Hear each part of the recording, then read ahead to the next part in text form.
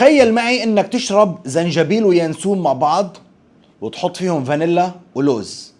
تخيل الشعور كيف راح يطلعوا مع بعض. اكيد يمكن ما يعجبك كطعم. اما اليوم انا جايب لكم عطر فيه زنجبيل وينسون، توابل جميله، اشي حامي اشي فريش، وطبعا العطر فيه فانيلا ولوز. العطر ميال على النساء اكثر، وهو بديل لاحد عطور LV سيداتي سادتي اللي اسمه فانتازم اغوري من شركه لويس فيتون او لوي فيتون كما يقال بالفرنسي. كل ما بتشتري شنطه لوي فيتون بيطلع لك فيها حبه كرواسون.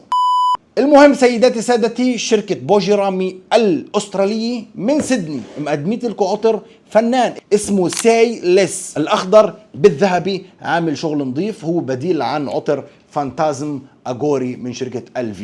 طبعا هذا العطر من LV مش كتير معروف، أنا للأمانة ما كنت بعرفه. لو ما رحت وسألت عليه وجربته ما عمري يعني سمعت فيه. ما بعرف ليش ما حدا بيحكي عليه، لأنه ممكن يعني يكون لسه مش طالع ترند. اما شركه بوجيرامي سباقه بتجيب لك عطور مش معروفه.